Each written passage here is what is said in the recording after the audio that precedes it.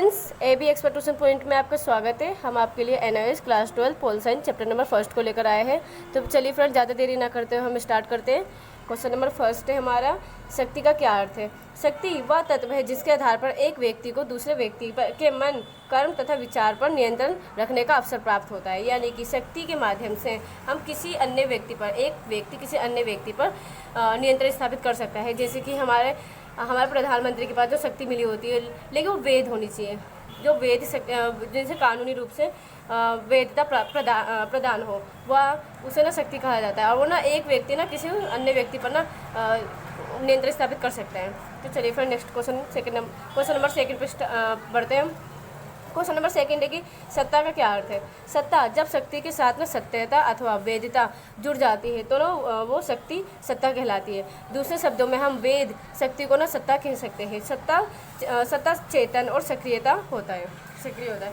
यानी कि फिर जैसे कि अगर कोई शक्ति है, किसी को शक्ति मिली हुई है लेकिन वो कानूनन नहीं है, ओनली सिर्फ शक्ति मिली हुई है लेकिन कानूनन नहीं है, उसे कानूनी रूप से मान्यता नहीं दी गई है, तो सिर्फ शक्ति कहलाएगी। अगर उसे कानूनी रूप से मान्यता मिल जाए तो उसे हम वेदता मिल जाए, यानी कि कानूनी रूप से वेदता मिल जाए, मान्यता मिल जाए, तो उस शक्ति को हम सत्ता के रूप में मान सकते हैं। जैसे प्रधानमंत्री का पद, वो एक सत्ता है।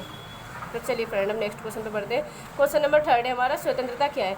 स्वतंत्रता की परिभाषा, किसी व्यक्ति या समाज पर अनुसूचित प्रतिबंध मुक्त व्यवस्था को स्वतंत्रता कहते हैं। यानी कि किसी व्यक्ति पर ना अनुसूचित, यानी कि जो जरूरत होनी चाहिए जैसे वैसा प्रतिबंध हो तो उसे स्वतंत्रता कहा जाता है, उसे उस व्यवस्था को स्वतंत्रता कहा जाता है। अतः का मीनिंग होता है इसलिए। हम कह सकते हैं कि सभी प्रतिबंध अनुसूचित नहीं होते, यानी कि कोई जब सभी प्रतिबंध, यानी कि जितने भी प्रतिबंध होते हैं हमारे ऊपर, वो अनुसूचित नहीं होते, यानी कि सही नहीं होते, अनुसूचित नहीं होते, यानी कि हाँ, जितने भी प्रतिबंध होते हैं ना हमारे ऊपर, सारे गलत नहीं होते, कोई सही भी होता है। यानी कि हमें हमारे ऊपर प्रतिबंध होने भी चाहिए, वरना ना ऐसे तो कोई भी व्यक्ति कुछ भी कर देगा। इसे स्वतंत्रता ना दो प्रकार की होती है गाइज। एक होता है नकारात्मक स्वतंत्रता, एक होता है सकारात्मक स्वतंत्रता। नकारात्मक स्वतंत्रता के अंतर्गत ना कोई प्रतिबंध नहीं होता, यानी कि व्यक्ति जो अपनी मर्जी से कर सकता है, वो कोई ऐसा कार्य भी कर सकता है जिससे अन्य व्यक्ति को प्रॉब्लम हो, यानी कि कोई तकलीफ हो। और अगर अन्य व्यक्ति को प्रॉब्लम हो, तकलीफ हो, तो वो ना नकारात्मक स्वतंत्रता कहलाती है। और सकारात्मक स्वतंत्रता वो होती है जिसके अंतर्गत कुछ ना कुछ प्रतिबंध होते हैं, जिसके अभाव, मतलब प्रतिबंध के कारण ना वो व्यक्ति ऐसा कार्य नहीं करेगा जिसके कारण किसी अन्य व्यक्ति को नुकसान हो या कोई प्रॉब्लम हो। तो कहते हैं हम अनुसूचित प्रतिबंध होते हैं। बहुत से प्रतिबंध ना व्यक्ति के समाज के विकास, सामाजिक व्यवस्था, सामाजिक सुरक्षा बनाए रखने एवं राज्य की शांति के लिए बनाए हुए होते हैं। यानी कि बहुत से जो प्रतिबंध होते हैं ना, जो प्रतिबंध होते हैं बहुत से, वो ना मतलब सामाजिक सुरक्षा के लिए और सामाजिक विकास के लिए, राज्य की शांति के लिए भी होते हैं। चलिए फ्रेंड, आगे बढ़ते हैं। फोर्थ क्वेश्चन है हमारा कि राजनीतिक स्वतंत्रता का क्या अर्थ है। स्वतंत्रता बहुत प्रकार की होती है, मतलब एक सकारात्मक नकारात्मक होती है, और जो मतलब सकारात्मक स्वतंत्रता होती है उसमें भी बहुत सी स्वतंत्रता होती है। यानी कि ना हमें क्या क्या स्वतंत्रता है, हमें क्या क्या आज़ादी है। एक तो हमें राजनीतिक स्वतंत्रता हो गया, और आर्थिक स्वतंत्रता हो गई, प्राकृतिक स्वतंत्रता हो गई, अन्य और बहुत सारी स्वतंत्रता होती है। तो अभी हम डिस्कस करेंगे राजनीतिक स्वतंत्रता के बारे में। राजनीतिक स्वतंत्रता व्यक्ति को अपने प्रतिनिधियों के चयन के लिए मतदान का अधिकार, उसे किसी पार्टी या दल बनाने या उसमें शामिल होने का अधिकार, और विधानमंडल के लिए निर्वाचित होने का अधिकार, ये सभी राजनीतिक स्वतंत्रता कहलाती है। यानी कि किसी भी व्यक्ति को, जो भारत का नागरिक है, जो 18 वर्ष से ऊपर की आयु का हो, तो उसे ना राजनीतिक स्वतंत्रता है। यानी कि उसे चुनाव लड़ने का अधिकार है, चुनाव में खड़े होने का अधिकार है, उसे चुनाव लड़ने का अधिकार है, अपना प्रतिनिधि चुनने का अधिकार है। और वो मतलब सिर्फ 18 वर्ष से ऊपर की आयु हो, चाहे वो किसी भी धर्म का हो, किसी भी जाति का हो, कोई भी लिंग, लड़की हो या लड़का हो, तो उसे सिर्फ स्वतंत्रता है कि वो ना राजनीति में अपनी भागीदारी ले सकता है। ये होती है राजनीतिक स्वतंत्रता। तो चलिए फ्रेंड, हम क्वेश्चन नंबर 5 पे बढ़ते हैं। क्वेश्चन नंबर 5 है हमारा, आर्थिक स्वतंत्रता। आर्थिक स्वतंत्रता क्या होता है। आर्थिक स्वतंत्रता भूख और निर्धनता से मुक्त तथा कोई भी व्यापार एवं या व्यवसाय चुनने का अधिकार आदि आर्थिक स्वतंत्रता कहलाती है। यानी कि किसी भी व्यक्ति को कोई भी कार्य करने का अधिकार है, वो अपनी भूख या निर्धनता को ख़त्म करने के लिए कोई भी कार्य कर सकता है, कोई भी व्यवसाय कर सकता है। ये सभी को है, किसी भारत में रहने वाले हर एक नागरिक को है आर्थिक स्वतंत्रता है। वो अपनी मर्जी से कोई भी काम कर सकता है, कोई भी आर्थिक कार्य कर सकता है। चलिए क्वेश्चन नंबर 6 पे बढ़ते हैं कि क्वेश्चन नंबर 6 है प्राकृतिक स्वतंत्रता। प्राकृतिक स्वतंत्रता किसे कहते हैं? प्राकृतिक स्वतंत्रता का आशय है, प्राकृतिक स्वतंत्रता से ना अभिप्राय है कि मनुष्य को ना राज्य की उत्पत्ति से पूर्व ही वह अवस्था जिसमें उसे प्राकृतिक रूप से पूर्ण स्वतंत्रता प्राप्त थी। रूसों के अनुसार मनुष्य स्वतंत्र उत्पन्न हुआ है, परंतु प्रत्येक स्थान पर ना वह बंधन में बन चुका था। यानी कि जो व्यक्ति है, जब वो जन्म होता है व्यक्ति का, जब वो उत्पन्न होता है तो वो स्वतंत्र रूप से ही उत्पन्न होता है, परंतु जब वो जिस राज्य में उत्पन्न हो, यानी कि जिस राज्य में अब रह रहा है, तो उसी के रूल, उसी के नियम के अकॉर्डिंग वो बन जाता है। लेकिन जब उत्पन्न होता है, यानी कि व्यक्ति जब जन्म लेता है, तो वो स्वतंत्र ही प्राणी होता है। तो चलिए फ्रेंड, क्योंकि प्राकृतिक रूप से स्वतंत्र हो, उसे पर्यावरणीय जो भी तत्व है उसका उपयोग करने का अधिकार है। प्राकृतिक कोई भी तत्वों का ना उपयोग कर सकता है, वो प्राकृतिक रूप से स्वतंत्र होता है व्यक्ति। चलिए फिर नेक्स्ट क्वेश्चन पे बढ़ते हैं। क्वेश्चन नंबर 7 है हमारा, स्वतंत्रता की नकारात्मक अवधारणा। स्वतंत्रता की नकारात्मक अवधारणा क्या है? पहले ही मैंने आपको बता दिया कि जो स्वतंत्रता है वो 2 प्रकार की होती है, एक होती है नकारात्मक स्वतंत्रता, एक होता है सकारात्मक स्वतंत्रता। अब हम नकारात्मक स्वतंत्रता के बारे में डिस्कस करेंगे। नकारात्मक स्वतंत्रता, नकारात्मक स्वतंत्रता का अर्थ है किसी प्रतिबंध का ना होना। इसमें राज्य का व्यक्ति पर ना काफ़ी सीमित नियंत्रण होता है। इसके अनुसार ना वह सरकार सर्वोत्तम है जो कम से कम शासन करे। यानी कि अभी समझाऊंगी क्वेश्चन। स्वतंत्रता के नकारात्मक अवधारणा के अनुसार कानून व्यक्ति के स्वतंत्रता में ना बाधा पहुंचाता है। यानी कि जो नकारात्मक स्वतंत्रता होती है उसमें व्यक्ति के ऊपर ना व्यक्ति के ऊपर जो होता है वो नियंत्रण होता ही नहीं है। नकारात्मक स्वतंत्रता के अंतर्गत ना प्रतिबंध नहीं होता व्यक्ति के अंदर, प्रतिबंध का ना होना, यानी कि बिल्कुल प्रतिबंध नहीं होता। इसमें राज्य का ना व्यक्ति पर सीमित नियंत्रण होता है, यानी कि जो कम से कम ही व्यक्ति पर नियंत्रण होता है, सीमित, बल्कि मानो ही मत, क्योंकि नहीं होता।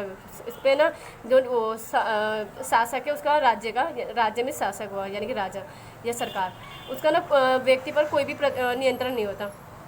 इसके अनुसार ना वह सरकार सर्वोत्तम है जो कम से कम ना शासन करे। यानी कि तो ये नकारात्मक स्वतंत्रता के अंतर्गत ना जो सरकार कम से कम शासन करे वो सर्वोत्तम है, यानी कि वो सही है। नकारात्मक स्वतंत्रता में ना स्वतंत्रता के नकारात्मक अवधारणा के अनुसार ना व्यक्ति के स्वतंत्रता में बाधा पहुंचाते हैं। यानी कि जो स्वतंत्रता के नकारात्मक अवधारणा के अनुसार जो कानून है ना, कानून अगर कोई कानून लागू हो रहा है तो वो व्यक्ति के स्वतंत्रता में बाधा पहुंचा रहा है, क्योंकि कोई भी कानून नहीं होना चाहिए, उसके ऊपर कोई प्रतिबंध नहीं होना चाहिए, तब व्यक्ति नकारात्मक स्वतंत्रता, जो जिसको नकारात्मक स्वतंत्रता प्राप्त है उसके ऊपर कोई प्रतिबंध नहीं होना चाहिए, उसके लिए कोई कानून नहीं होना चाहिए। अगर कोई कानून है तो उसके स्वतंत्रता में बाधा पहुँचा रहा है। तो चलिए फ्रेंड, हम क्वेश्चन नंबर 8 पे बढ़ते हैं। क्वेश्चन नंबर 8 है न्याय की परिभाषा करें। न्याय का अर्थ, न्याय का सरोकार समाज में हमारे जीवन और सार्वजनिक जीवन को व्यवस्थित करने के नियमों और तरीकों से होता है, जिसके द्वारा समाज के विभिन्न सदस्यों के बीच सामाजिक लाभ और सामाजिक कर्तव्यों का बंटवारा किया जाता है। देखिए, जो भारत में ना न्याय की व्यवस्था की गई है, भारत में न्यायालय भारत में कितने तरीके का न्यायालय है? 3 तरीके का, 3 स्तर पे। एक है हाई कोर्ट, एक सुप्रीम कोर्ट। जो सुप्रीम कोर्ट है उसका फैसला सबसे आखिरी होता है।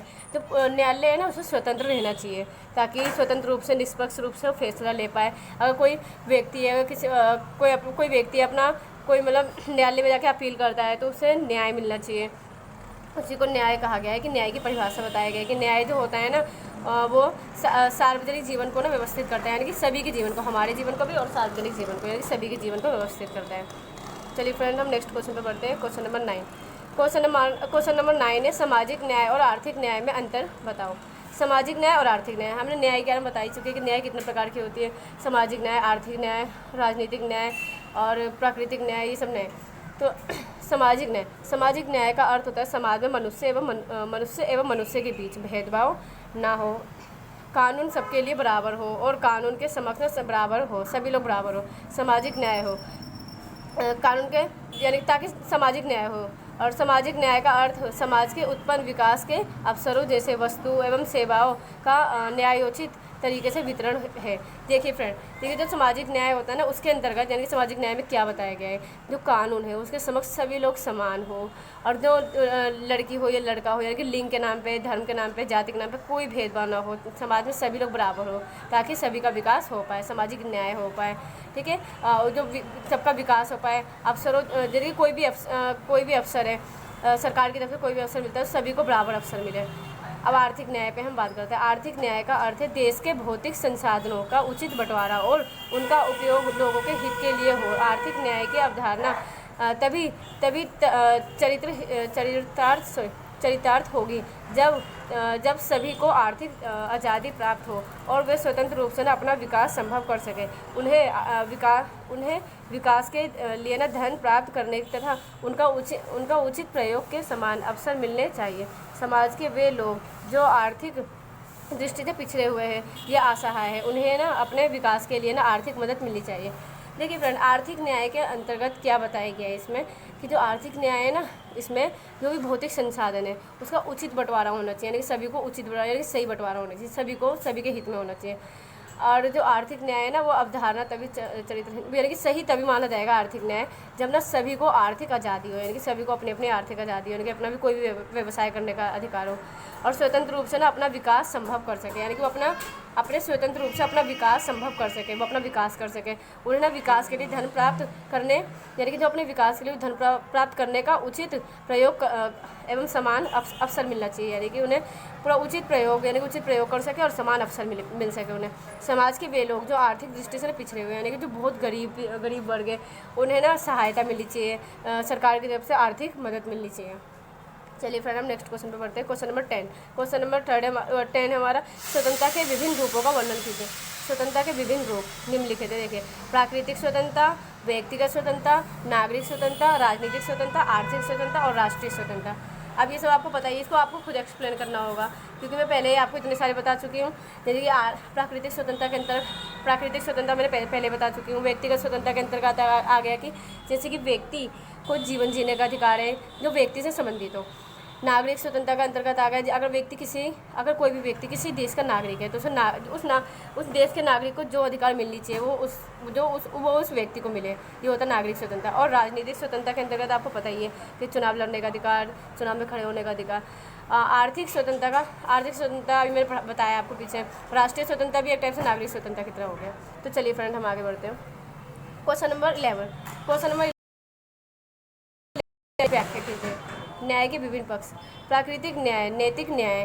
प्राकृतिक न्याय पहला हो गया, नैतिक न्याय, कानून न्याय, सामाजिक न्याय, राजनीतिक न्याय, आर्थिक न्याय। ये न्याय है, न्याय के विभिन्न पक्ष है ये। तो चलिए हम नेक्स्ट क्वेश्चन पर बढ़ते हैं। क्वेश्चन नंबर 12 है हमारा और ये लास्ट क्वेश्चन है। क्वेश्चन नंबर 12 हमारा समानता क्या है? जिस संदर्भ में हम समानता का विचार कर रहे हैं इस संदर्भ में समान व्यवहार करने से है, यानी कि अगर समान व्यवहार नहीं करेंगे तो समानता नहीं उत्पन्न होगी। सामाजिक न्याय और सामाजिक स्वतंत्रता पाने के लिए हमें समानता होना जरूरी है। यानी कि देखो, अगर हमें सामाजिक न्याय करना है, सामाजिक स्वतंत्रता प्रदान करनी है किसी देश में, तो वहाँ पर समानता तो होनी चाहिए ना, यानी कि इक्वलिटी होनी चाहिए। लोकतंत्र में अच्छी कानून के शासन के लिए समानता आवश्यक है, यानी कि लोकतंत्र में अगर किसी भी देश में लोकतंत्र है वहाँ पे अच्छे कानून के लिए समानता का होना आवश्यक है, अन्यथा लोकतंत्र का कोई मूल्य नहीं है। सभी के विकास के लिए समानता होनी अति आवश्यक है, यानी कि अगर जहाँ पर समानता होगी वहीं पे सभी का विकास हो पाएगा, अगर समानता नहीं होगी तो किसी एक ही वर्ग का विकास होगा। तो चलिए फ्रेंड, हमारा अब ये वीडियो समाप्त होता है। प्लीज़ हमारे वीडियो को लाइक करना, सब्सक्राइब करना और शेयर भी करना।